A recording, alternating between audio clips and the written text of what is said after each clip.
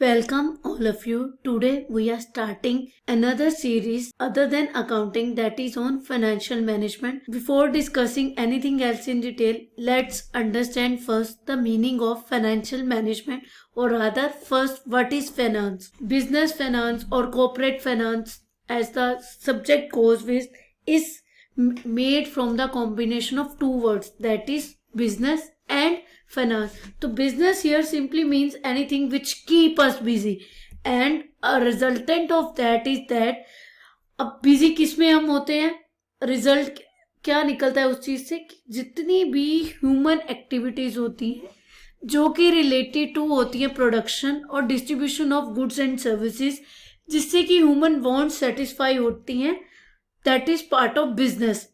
All the things which keep us busy, that is not business, but the activities which are related to production and distribution of goods and services, जिससे human की कुछ want satisfied होती हैं, उसी को हम business consider करते हैं और इसी का रिजल्टेंट क्या होता है, इन एक्टिविटी से हम प्रॉफिट अर्न करते हैं.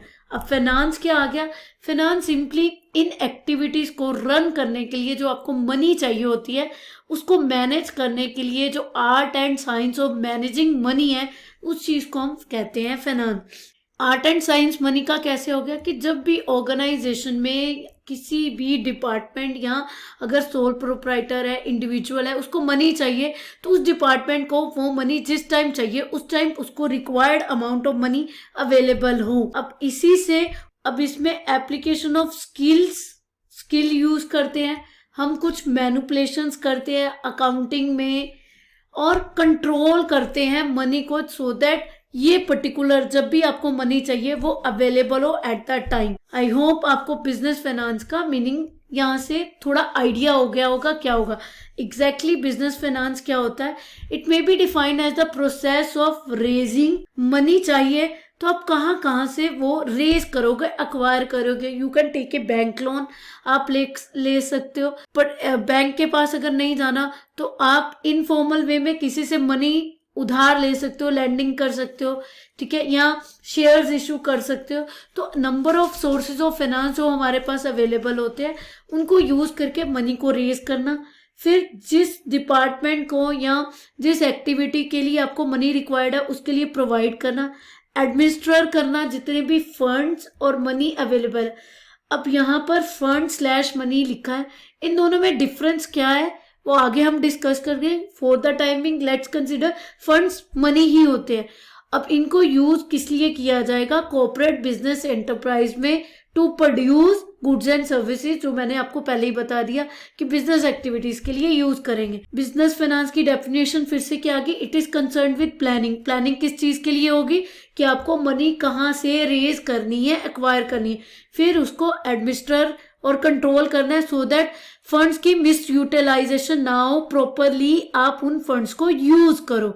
तो उसके लिए हम मनी पहले रेज करेंगे, उसको पर्टिकुलर डिस्ट्रीब्यूट कर देते हैं जिसको हमने पहले प्रोवाइडिंग किया, और एडमिनिस्टर करते हैं कि उस पर्टिकुलर एक्टिविटी के लिए मनी अवेलेबल हो, और जिस एक्टिविटी के लिए आप या जिस डिपार्टमेंट को मनी दे रहे हो फिर उसको हम कंट्रोल करते हैं, चेक करते हैं कि वेदर वो मनी प्रॉपरली यूटिलाइज हो रही है या नहीं हो रही. अब जो मैंने आपको पहले बोला था कि फंड्स और मनी जो है दोनों में डिफरेंस होता है, वो डिफरेंस क्यों अराइज होता है, बिकॉज अकाउंट्स में जो हम मनी रेवेन्यू जो हम जनरेट करते हैं उसको बुक्स ऑफ अकाउंट्स में रिकॉर्ड करने का प्रोसीजर, और फाइनेंस में जो हम कैश को देख रहे हैं वो दोनों का व्यू पॉइंट जो है accounting view point and view point from finance angle, they are different. Accounting में हमने पहले भी डिस्कस किया हुआ इन अकाउंटिंग प्रिंसिपल्स कि accounting system is based on the accrual system, और रेवेन्यू रिकॉग्निशन जो आपका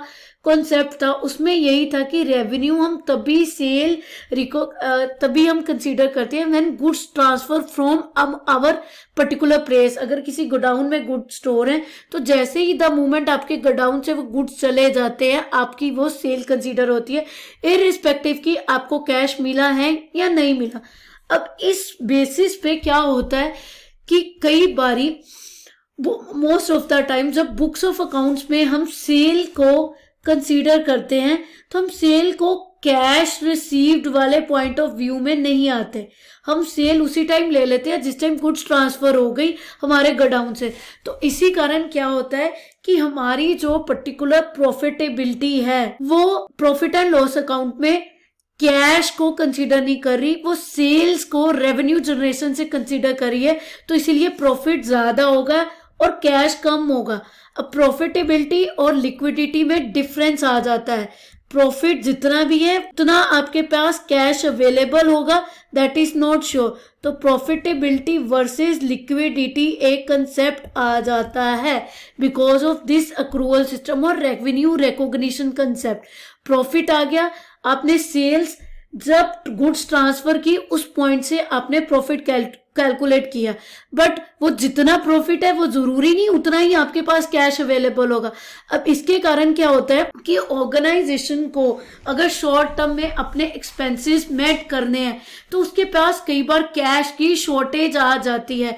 तो इसीलिए कई बार लार्ज प्रॉफिटेबल फर्म लिक्विड नहीं होती, उनकी लिक्विडिटी पोजीशन उतनी सॉलिड नहीं होती और उसी कारण से शॉर्ट टर्म में उनके बैंकक्रप्ट होने के chances, bankrupt in the sense कि वो अपनी शॉर्ट टर्म ऑब्लिगेशन मेट नहीं कर पाती। जैसे आपने लोन पे इंटरेस्ट देना है, किसी आपने क्रेडिटर को पे करना है, आपने कोई एक्सपेंसेस पे करने हैं, तो वो आप उस पोजीशन में नहीं होगे in spite of you having high profit कि आप उसको पे कर सके।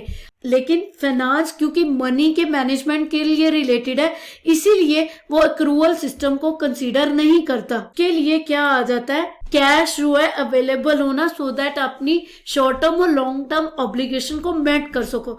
तो फाइनेंस जो होता है वो अक्रूवल सिस्टम पे नहीं चलता, उसमें फंड्स जो हैं वो हम कैश फ्लो के बेसिस पे कंसीडर करते हैं और रेवेन्यू उसी टाइम रिकॉग्नाइज होती है जब आपके पास एक्चुअल कैश आता है, when you actually receive cash.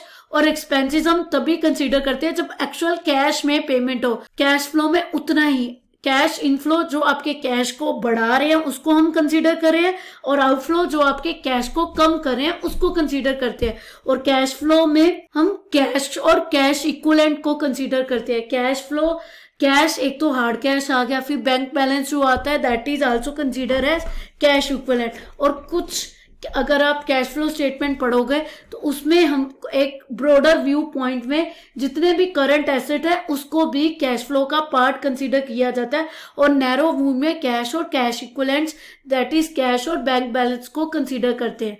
अब इन्हीं दो व्यू पॉइंट के कारण जो हमारा ट्रीटमेंट है फंड्स का डेफिनेशन वो चेंज हो जाता है। अकाउंटिंग में फंड्स आपके अक्रूवल सिस्टम के बेसिस पे आ रहे हैं और फाइनेंस में हम कैश फ्लो को कंसीडर करते हैं। अब ये डिफरेंस जो है बहुत इंपॉर्टेंट है फाइनेंस में। अगर आप अक्रूवल वाले प्रॉफिट और लिक्विडिटी की जो डिस्टिंक्शन है वो इसी कंसेप्ट के कारण आती है। और जब भी हम किसी पर्टिकुलर ऑर्गेनाइजेशन की बैलेंस शीट स्टडी कर रहे हैं तो जरूरी नहीं है P&L में बहुत ज्यादा प्रॉफिट शो कर रहा है तो वो बहुत ही शॉर्ट टर्म में लिक्विडिटी उसकी अच्छी होगी। उसके लिए हमें लिक्विडिटी कंसीडर करनी है तो आपको कैश फ्लो कंसीडर करने पड़ेंगे, ये आप याद रखिए। इसीलिए ट्रीटमेंट ऑफ फंड्स जो है, फंड्स की डेफिनेशन, उसकी क्लैरिटी होना बहुत जरूरी है उस पर्टिकुलर फाइनेंस को समझने के लिए। अब इस डिफरेंस को और क्लैरिफाई करने के लिए लेट्स टेक ए एग्जांपल। कोई सोल प्रोप्राइटर था, उसने 10 लाख रुपीस के सेल किए जिसमें उसकी कॉस्ट ऑफ सेल थी 8 लाख रुपीस और उसने जो 10 लाख की सेल की है उसमें 8 लाख रुपीस अभी कस्टमर से कलेक्ट करना है। दैट मीन्स उसको कैश अभी सिर्फ 2 लाख रुपीस मिला है। अगर हम अकाउंटिंग में P&L अकाउंट को कंसीडर करें तो सेल्स आपकी 10 लाख है, उसमें से कॉस्ट 8 लाख लेस कर दीजिए तो आपके पास 2 lakh rupees is profit directly. But cash flow में देखिए, कैश फ्लो में क्योंकि आपको सिर्फ 2 लाख रुपीज ही रिसीव हुए हैं, 10 लाख में से 8 लाख अभी ड्यू है कस्टमर से, इसलिए हम 8 लाख वाली ये कैश सेल्स जो है वो कंसीडर नहीं करेंगे। जस्ट 2 लाख रुपीज की सेल्स कंसीडर होगी और आपकी कॉस्ट कितनी है 8 लाख रुपीज। दैट मीन्स आपका कैश इनफ्लोज नहीं हो रहे, आउटफ्लोज आ रहा है और नेगेटिव बैलेंस आ रहा है, तो दैट मीन्स लिक्विडिटी पोजीशन जो है इस ऑर्गेनाइजेशन की अच्छी नहीं है, in spite of the fact कि उसकी प्रॉफिट 2 लाख रुपीज अर्न करी है। अगर उसे शॉर्ट टर्म में कोई ऑब्लिगेशन पे ऑफ करनी है तो इस पोजीशन में नहीं है कि अपनी ऑब्लिगेशन पे ऑफ कर सके, ऑलरेडी उसके एक्सपेंसेस कैश से ज़्यादा हो चुके हैं। आई होप ये आपको एग्जाम्पल क्लैरिफाई करे कि फंड का मीनिंग क्या होता है फाइनेंस में और अकाउंटिंग में डिफरेंस में। अब इसी से समझते हैं कि फाइनेंशियल मैनेजमेंट क्या है। अब फाइनेंशियल मैनेजमेंट का वो पार्ट है which is concerned with planning and controlling firm financial resources. जितने भी ऑर्गेनाइजेशन के फाइनेंशियल रिसोर्सेज हैं, जिनसे वो जितने भी बेसिकली फंड्स आ गए फाइनेंशियल रिसोर्सेज, उसको मैनेज करना, प्लान करना, कंट्रोल करना, वो सारा फाइनेंशियल मैनेजमेंट का पार्ट है। फाइनेंशियल मैनेजमेंट क्या करती है? It helps in facilitation. Facilitation means कि आपको फंड्स जो चाहिए होते हैं, वेरियस सोर्सेज ऑफ फाइनेंस जो है वो प्रोवाइड जनरेट करती है, उसके रिलेटेड प्लानिंग करती है और जितने भी डिपार्टमेंट है आपके ऑर्गेनाइजेशन में उनको फैसिलिटेट करती है उनकी एक्टिविटीज़ रन करने में।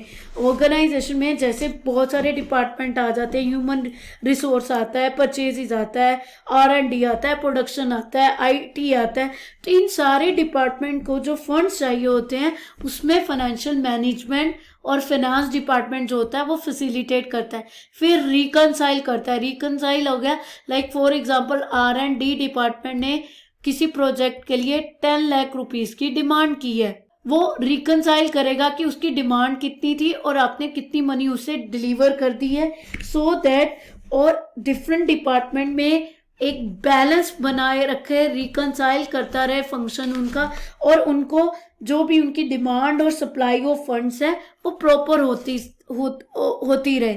और इसी के रिलेटेड आ जाता है कि कंट्रोलिंग फंक्शन, जितने भी आप उन्हें फंड्स प्रोवाइड कर रहे हो वो प्रॉपरली यूटिलाइजेशन हो, उसकी मिस यूटिलाइजेशन ना हो, वेस्टेज ना हो, इसलिए कंट्रोलिंग फंक्शन किया जाता है। अगर हम डेफिनेशन देखें given by Massey, according to him finance एक ऑपरेशनल एक्टिविटी है। जैसे डिफरेंट ऑपरेशन होते हैं, मार्केटिंग एक ऑपरेशन है, तो जैसे प्रोडक्शन एक ऑपरेशन है, तो फाइनेंशियल मैनेजमेंट भी एक ऑपरेशनल एक्टिविटी है, जिससे क्या होता है that is responsible for effectively obtain करना और इफेक्टिवली यूटिलाइज करना funds necessary for efficient business operation.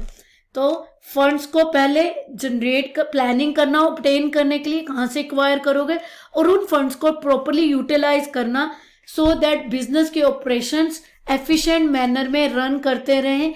That is part of your financial management. Thanks for viewing. Hope आपको फाइनेंशियल मैनेजमेंट का मीनिंग क्लियर हुआ हो, एंड मोस्ट इंपॉर्टेंट आपको funds का meaning clear हो जाए, सो दैट जब हम आगे न्यूमेरिकल पोर्शन पे आए तो उसमें ये आपको मीनिंग बहुत हेल्पफुल होगा। Thanks for watching once again and keep learning, keep enjoying. Do like, share, subscribe our videos.